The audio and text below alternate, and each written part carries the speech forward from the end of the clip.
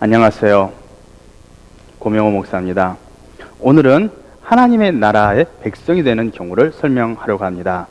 이전 시간에 하나님의 나라는 하늘에 있는 나라와 땅에 있는 나라로 나뉘어진다고 말했습니다.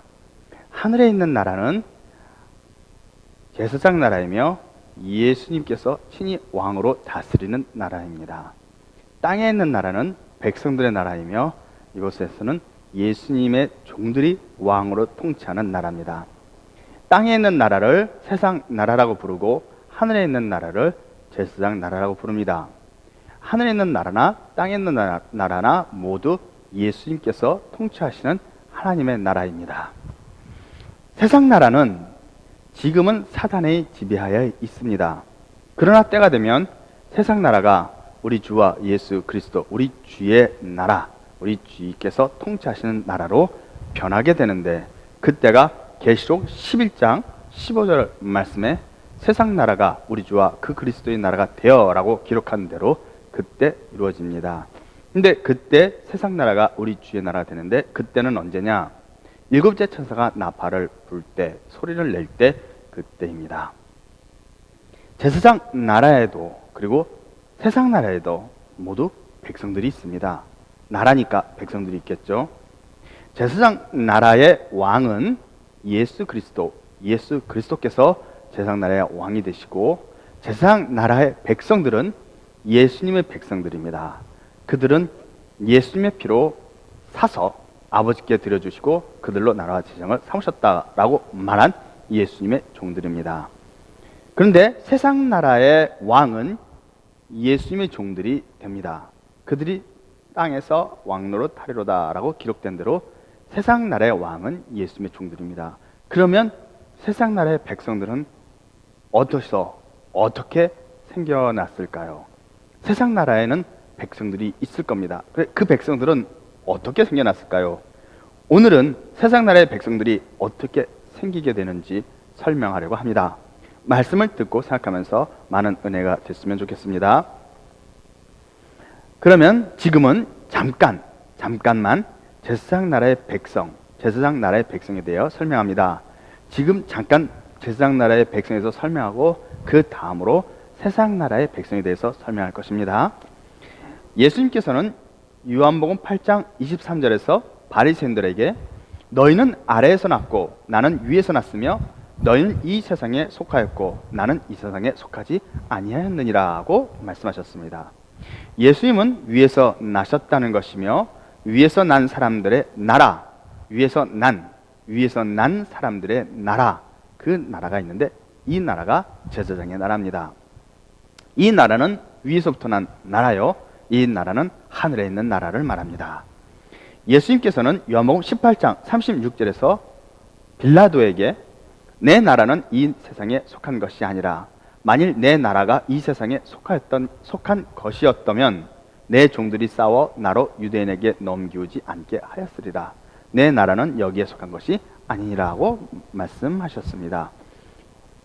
역시 마찬가지로 예수님께서 다스리시는 그 나라가 하늘에 있는 나라, 이 세상에 속하지 않은 하늘에 있는 나라라고 말씀하는 겁니다. 그리고 그 하늘에 있는 나라이며 내 종들은 하늘에 있는 나라의 백성들이라는 말입니다. 그러니 하늘에 있는 나라, 그 하나님의 나라, 하늘에 있는 하나님의 나라인 제사장 나라는 예수께서 다스리시는 나라인데, 빌라도에게 말할 때는 아직 완성되지 않았다라는 말입니다. 그리고 그 제사장의 나라의 백성들이 예수님의 종들이다라는 말씀을 하시는 겁니다. 예수님의 종들은 그러므로 이 세상에 속한 나라의 사람들이 아니라 하늘에 있는 나라에 속한 그 나라의 백성이다, 이런 말이 되는 겁니다. 하늘에 속한 나라의 백성, 곧 그들이 예수님의 종들이라는 말을 하는 겁니다. 하늘에 있는 나라, 제사장 나라에 대한 기록은 계시록에서 볼 때 계시록 1장 5절, 계시록 5장 9절, 계시록 7장 14절, 계시록 14장 4절에 기록되어 있습니다. 계시록 1장 5절 말씀을 제가 읽어보면 그의 피로 우리 죄에서 우리를 해방하시고 그 아버지 하나님을 위하여 우리를 제사장 나라로 삼으셨다라고 기록하고 있습니다.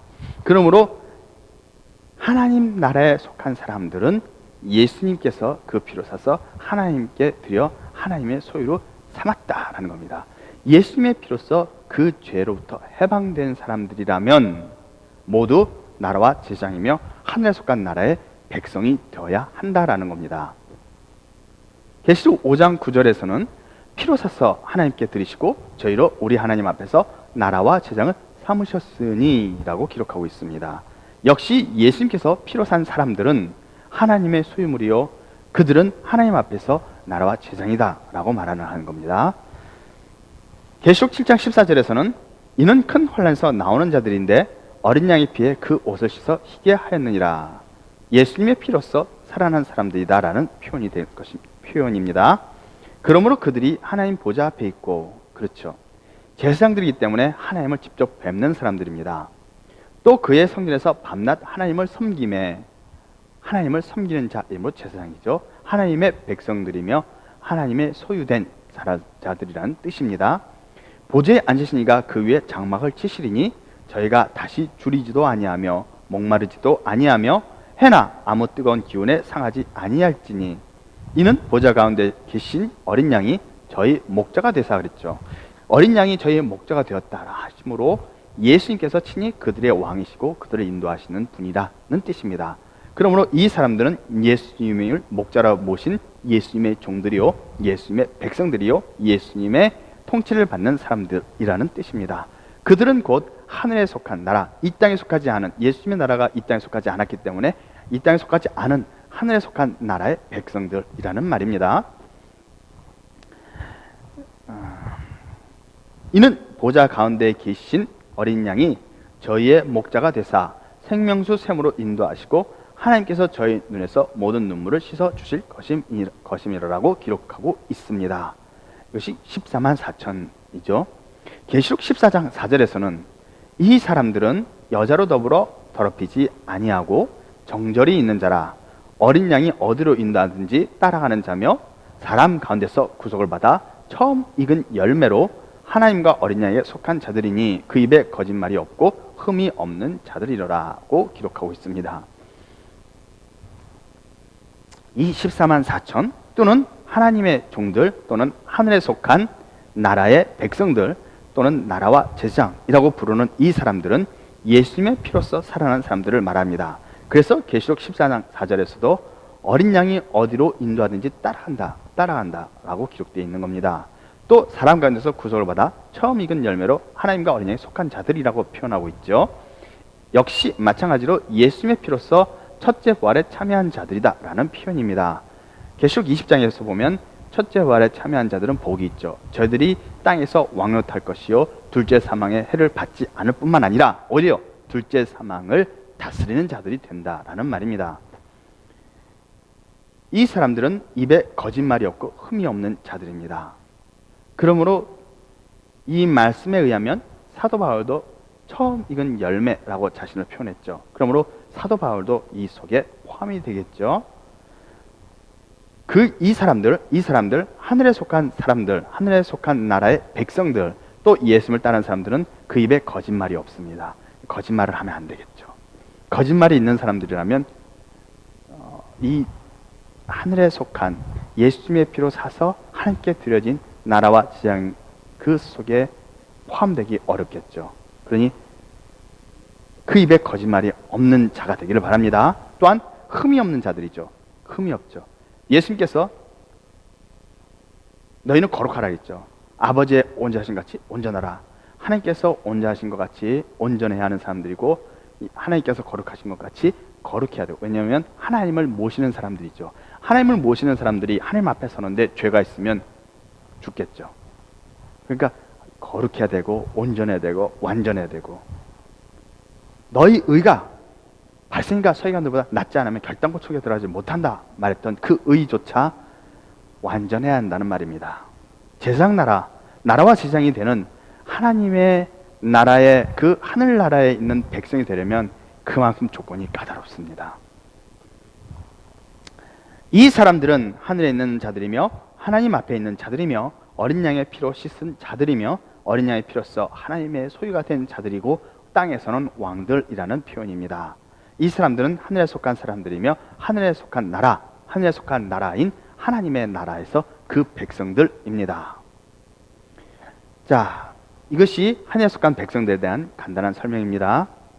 오늘 전하고자 하는 내용은 땅에 있는 하나님의 나라, 즉 세상 나라를 말합니다. 세상 나라의 백성들이 어떻게 생겨나는지에 대한 설명입니다. 오늘 설명하고자 하는 내용이 바로 세상 나라의 백성들입니다. 그래서 하늘에 있는 하나님의 나라, 하늘에 있는 하나님의 나라인 제사장 나라의 백성들에 대하여는 지금 설명한 정도로 간단하게 이 정도로만 언급하고 넘어갑니다. 예수님께서 오신 목적은 제사장 나라를 세우는 겁니다. 그렇기 때문에 예수님의 모든 말씀 그리고 모든 사역은 제사장들에게 집중되어 있습니다. 그러나 예수님께서는 제사장들이 아닌 이 땅에 살게 될 백성들에 대해서도 일부 말씀하신 내용이 있습니다. 오늘은 그 말씀 중에 하나를 언급하며 설명할 것입니다. 하나님의 나라는 하늘에 있는 나라와 땅에 있는 세상 나라로 구분됩니다. 하늘나라는 제사장의 나라이며 세상 나라는 땅에 있는 백성들의 나라입니다. 하늘나라의 백성이 되는 것은 예수님의 피로서만이 가능합니다. 그러나 세상 나라에서 하나님의 백성이 되는 일은 무엇으로 가능할까요? 지금까지는 이 내용이 설명되어진 적이 없습니다. 여러분이 알고 있는 복음은 제사장 나라의 백성이 되는 방법입니다. 제사장 나라는 앞에서 언급한 계시록의 말씀처럼 어린 양의 피로써 살아난 사람들이 하나님의 소유가 되고 나라와 제사장이 되며 땅에서 왕이 되는 그 나라입니다. 그런데 지금까지 여러분들이 들었던 설교, 또 여러분들에게 모든 설교자 분들이 해주었던 설교는 모두가 제사장 나라가 되는, 제사장 나라의 일원이 되는, 나라와 제사장으로서 예수님의 피로써 살아나게 되는 그 방법만을 설명해 왔다는 겁니다. 예수님이 세우실 위에 속한 나라, 예수님이 세우시게 될 제사장의 나라, 그 제사장의 나라에 들어가는 방법만을 가르쳐 왔다는 겁니다. 예수님께서 천국 마치라고 설명할 때 대부분의 그 천국의 개념은 바로 제사장의 나라를 의미합니다. 그러나 예수님께서 천국은 마치라고 했다고 해서 모두 제사장의 나라만을 설명하는 것은 아닙니다. 거기에는 때로 백성들을 위한 설명이 조금 들어 있습니다. 그러나 어쨌든 여러분들은 여태까지 제사장의 나라에 대한 설명만을 들어왔던 겁니다. 제사장 나라의 이론이 되는 방법만을 배우고 있었던 겁니다.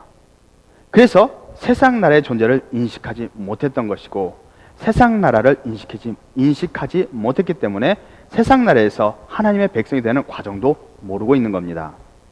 결국 세상 나라에서 하나님의 백성이 되는 과정을 여러분들은 설명한 적도, 들은 적도, 배운 적도, 설교로 들은 적도 없었던 겁니다. 그래서 오늘 제사장 나라의 백성이 아닌 세상 나라에서 하나님의 백성이 되는 과정을 제가 여러분들에게 설명합니다. 자, 이제부터 세상 나라에 대한 세상 나라의 백성에 대한 설명을 시작합니다. 지금은 이 세상 나라를 살고 있는 우리들과 같은 사람들은 하나님의 백성이 아닙니다. 물론 예수님을 믿는 사람들은 하나님의 백성이라고 말할 수 있습니다. 그것은 개인적인 문제죠. 개인적으로 하나님을 믿기 때문에 하나님의 백성이라고 말할 수도 있을 겁니다. 그러나 지금 이 시대를 살고 있는 사람들은 여러분이나 나나 다 하나님의 백성이라고 말할 수는 없다는 겁니다. 비록 예수를 믿는 사람이라 할지라도 말입니다. 제가 접근하는 그 방법은 개인적인 접근 방법이 아니라 전 세계적인 이 세상을 다스리는 통치자에 대한 접근 방법입니다. 자세히 설명한다면 세상이라고 하는 이 지역적 의미, 이 장소적 의미에서 그 지역을 다스리는 왕이 누구냐에 따라서 그 지역의 나라 명칭이 바뀌기도 하죠.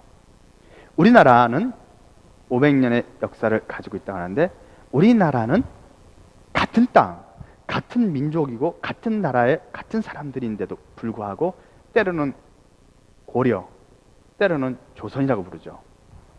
그것은 이 나라를 다스리는 왕조에 따라 달라졌던 겁니다. 이스라엘 사람들도 오랫동안 지배를 받아왔습니다. 이스라엘 지역을 페르시아가 지배하게 됐을 때는 이스라엘이라는 그 땅은 페르시아 왕국의 일부가 됩니다. 그런데 이스라엘이라는 지역을 로마가 지배하게 됐을 때는 이스라엘이라는 그 땅은 로마의 속국이 돼서 로마의 왕국 안에 포함이 되는 겁니다. 세상을, 그 지역을 누가 다스리느냐에 따라서 세상은 그 지배하는 자의 나라가 되는 것입니다. 지금의 이 세상은 사단이 그 지배를 하고 있습니다. 그래서 세상은 악하고 세상 풍습을 따르면 죄가 된다는 겁니다. 예수님께서는 하늘과 땅의 모든 권세를 내게 주셨다라고 말했지만 그것은 소유자의 의미입니다. 그러나 지금 말하는 세상을 다스리는 자라는 것은 권세를 말합니다. 다스리는 권세를 말합니다. 그러나 세상은 언젠가는 예수님께서 다스리시는 나라로 바뀌게 될 것입니다. 예수님께서 다스리게 되면 그 나라는 예수님의 나라가 됩니다. 계시록 11장 15절에서 세상 나라가 우리 주와 그 그리스도의 나라가 되었다라고 기록하고 있는데, 일곱째 천사가 나팔을 불게 되면 그 이후로 세상은 더 이상 사단이 다스린 나라가 아닌 예수님이 다스리시는 나라가 됩니다. 이 얼마나 기쁜 일이겠습니까? 빨리 그날이 왔으면 좋겠습니다. 세상 나라가 우리 주 예수 그리스도의 나라가 되면 그 후로는 세상 나라의 풍속을 따라도 죄가 되지 않을 겁니다.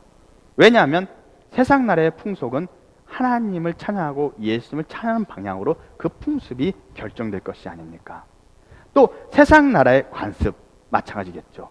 세상 나라의 문화 마찬가지로 우리 주 하나님 앞에 찬양하는, 하나님을 영광 돌리면서 각자가 자기의 삶과 스타일대로 누리지만 이 세상을 다스리는 하나님을 찬양하는 방향으로 결정될 겁니다. 그러면 세상 나라에서 우리가 살더라도 그 세상 나라는 하나님을 찬양하는, 하나님을 따르는 세상 나라가 된다는 것입니다. 자, 이제 어떻게 세상 나라가 예수님의 나라가 될 때 그 나라의 백성들이 생기게 될지 설명을 시작합니다. 전에 출애굽을 설명하면서 제사장 나라인 레위 지파와 백성들의 나라인 12지파에 대해서 설명한 적이 있습니다. 12지파 사람들은 유월절 희생양의 피로 죽음을 면한 사람들이 아니었습니다. 왜냐하면 장자가 아니었기 때문이죠. 유월절날 하나님이 보낸 사자는 장자들만을 대상으로 해서 죽였던 겁니다. 어린 양의 피를 바르지 않더라도 장자가 아닌 사람은 죽음의 대상이 아니었던 거죠. 그렇기 때문에 12지파는, 레위인은 뺀 12지파는 어린 양의 피와는 상관이 없었던 사람들입니다.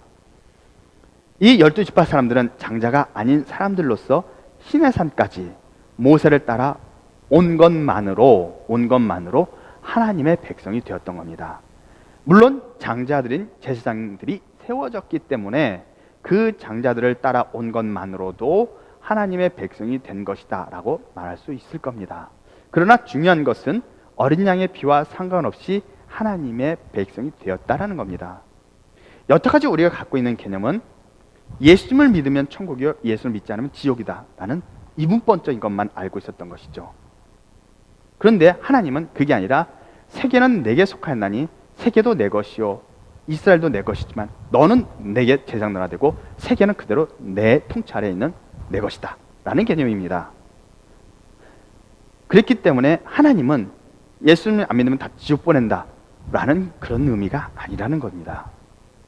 쉽게 말하면 어떤 선한 행위나 어떤 악한 행위나 그 어떤 행위를 했을지라도 그것을 상관하지 않았으며 예수님의 피로서 죄사를 받는 일이 있었는지 없었는지 상관하지 않는다는 겁니다. 그런데 예수님의 피로 죄사를 받았다면 그는 나라와 제사장이 되겠죠.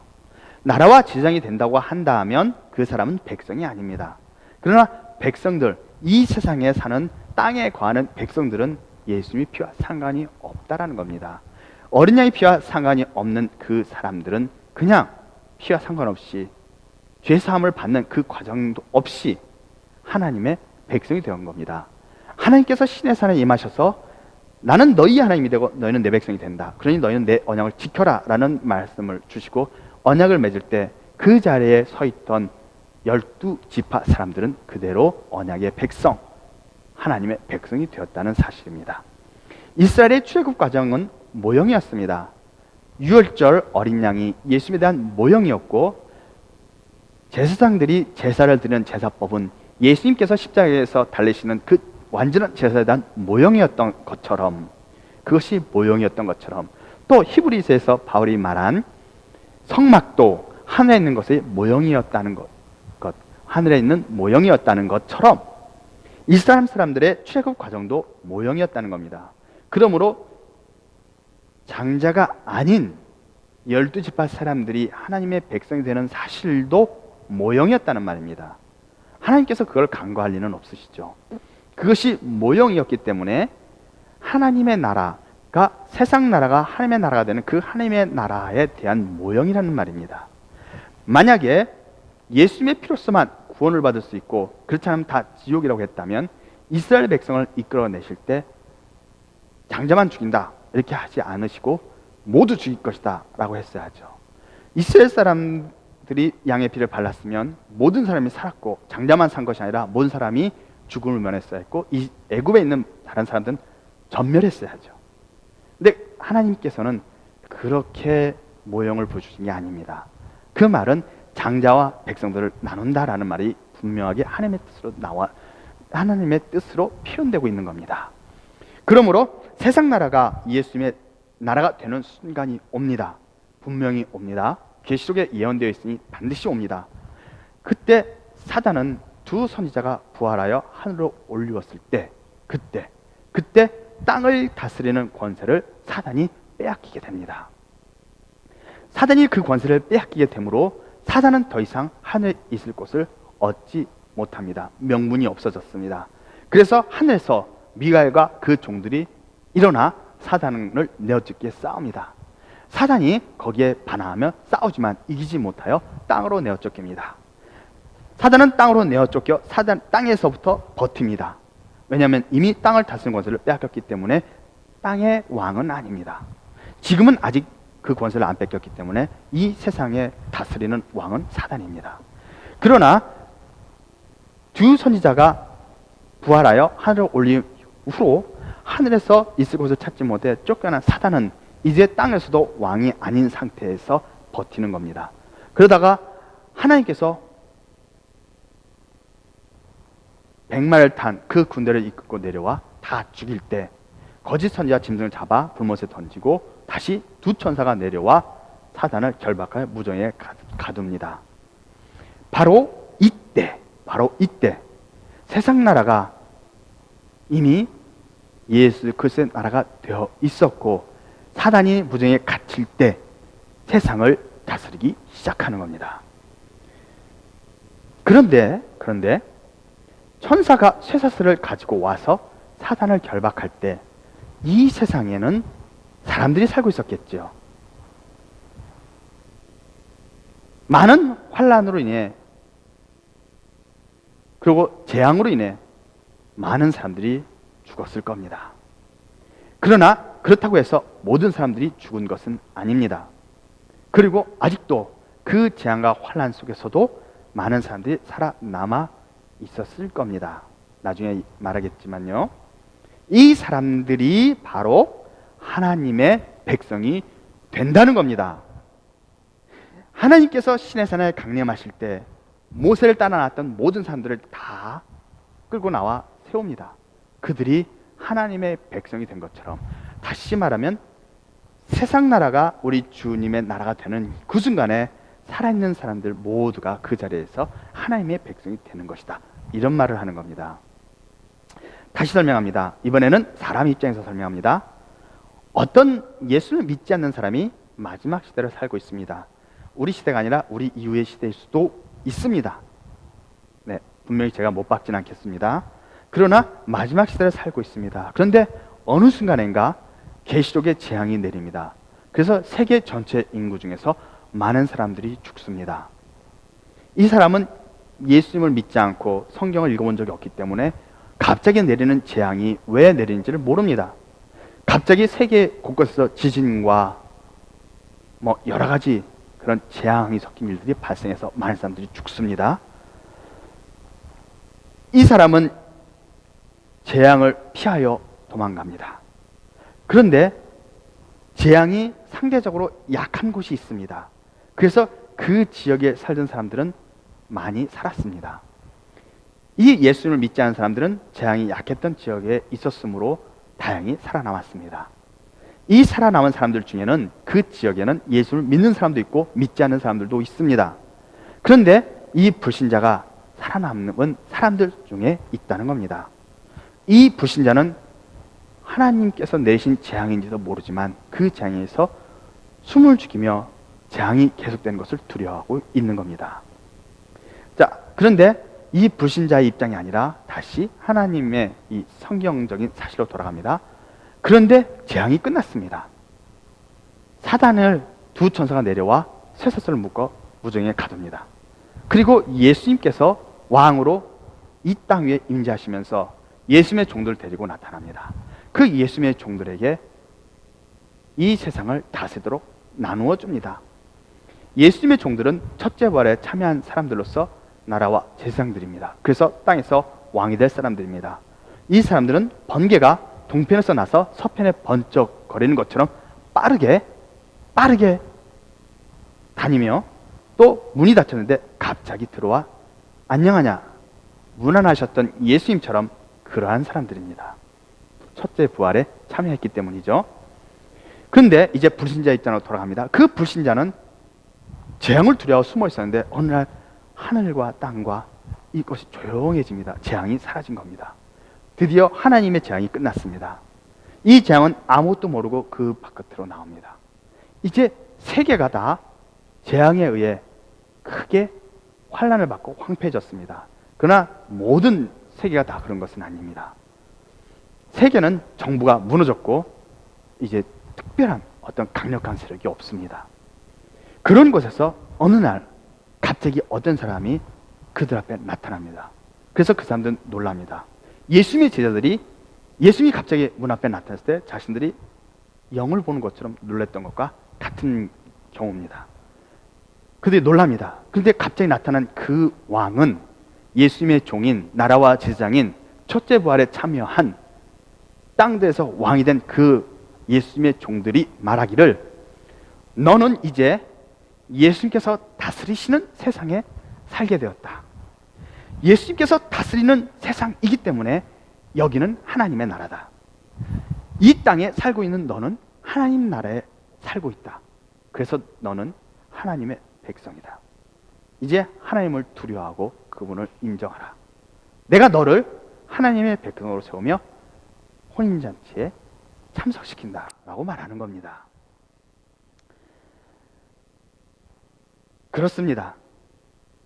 세상에 사는 하나님 나라의 백성들은 어느 날 갑자기 자신이 살던 세상이 사단이 다스리던 세상에서 예수님이 다스리시는 세상으로 변하면서 하나님의 백성이 되는 신분을 갖게 되는 겁니다. 사단이 잡혀서 무정에게 갇히는 순간부터 이 땅에 살고 있는 모든 발로 땅을 딛고 숨을 쉬고 있는 살아있는 사람들은 순식간에 예수님이 다스리시는 나라의 백성으로 신분의 변화가 일어나는 겁니다. 이것은 매우 자연스러운 겁니다. 세상 나라의 백성들은 이렇게 생깁니다. 그래서 12지파 사람들은 시내산에서 예수님의 양의 피에 적용이 없는 상태에서도 하나님의 백성이 된 것처럼 마찬가지로 그들은 불신자였든 악한 자였든 선한 자였든 저는 자였든 눈먼 자였든 소경이든 가난했든 병신이었든 그들이 어떤 사람이었든 상관없이 하나님의 재앙이 지나간 이후에 땅에 발을 딛고 숨을 쉬고 있던 사람들은 모두 하나님의 나라가 된 그 하나님의 영역 안에 살게 되었다는 말을 하는 겁니다. 이제 하나님의 백성, 땅에 거하는 하나님의 백성들이 어떻게 존재하게 됐는지 여러분이 알게 되었습니다. 하나님 나라의 비밀을 깨닫고 하나님을 위한 충성된 종이 되기를 바랍니다. 그러면 저는 혼인잔치 비유를 들어 예수님께서 설명하신 내용을 여러분들에게 설명하려고 합니다. 지금까지 제가 두 가지를 설명했는데, 하나는 예표로서 이스라엘 민족을 통해 알려주신 출애굽을 통하여 나온 그 백성들에 대한 설명이었고요. 다른 하나는 실체로서 계시록에서 세상 나라가 우리 주와 그 그리스도의 나라가 될 때, 그때 살아있던 모든 사람들이 하나님의 나라의 그 백성이 된다는 설명을 했습니다. 그런데 이 두 가지를 예수님께서 말씀하신 비유의 말씀에서 설명하라고 합니다. 예수님께서는 이 땅에 오신 목적, 그 목적은, 예수님께서 이 땅에 오신 목적은 자기 백성을 죄에서 해방하시고 그들을 하나님의 소유로 삼기 위한 것입니다. 자기 백성이란 예수님께서 왕으로 계신 하나님 나라의 백성을 의미합니다. 하나님 나라의 백성이란 곧 나라와 제사장들이며 제사장들을 의미하게 됩니다. 그래서 예수님은 제사장 나라를 세우기 위해 오셨다고 말할 수 있습니다. 예수님의 목적은 제사장을 세우기 위한 것이기 때문에 예수님의 모든 사역과 말씀은 제사장을 위한 것입니다. 그러나 예수님의 말씀 중에 일부 제사장이 아닌 백성들을 위한 말씀이 있습니다. 많지는 않으나 세상 나라에서 하나님의 백성으로 살게 될 사람들을 위하여 지혜를 주시고자 주신 말씀들입니다. 그 중에 하나가 마태복음 22장 1절에서 14절의 혼인잔치의 비유입니다. 이제 혼인잔치 비유의 말씀 속에서 제사장이 아닌 백성들을 위한 내용을 확인하도록 할 것입니다. 혼인잔치 비유를 해석할 때 몇 가지 생각해야 할 키워드가 있습니다. 첫 번째는 혼인잔치가 베풀어지는 시기입니다. 두 번째는 혼인잔치를 초청하는 종들입니다. 세 번째는 임금이 보낸 임금의 군대입니다. 네 번째는 악한 자나 선한 자, 또는 누가복음 14장 21절에 가난한 자, 병신, 소경, 저는 자, 또 마태복음 22장에 나오는 임금이 명하기를 사거리 길로 가서 만난 대로 데려오라고 했던, 만나는 대로 만났던 사람들, 그 사람들, 혼인잔치에 참여할 손님에 대한 정의가 중요합니다. 다섯 번째는 누가복음 14장 23절에서 강권하여라는 강하게 권하다는 단어입니다. 이 혼인잔치의 비유를 먼저 설명하고 잘못 해석한 내용을 설명하려고 합니다.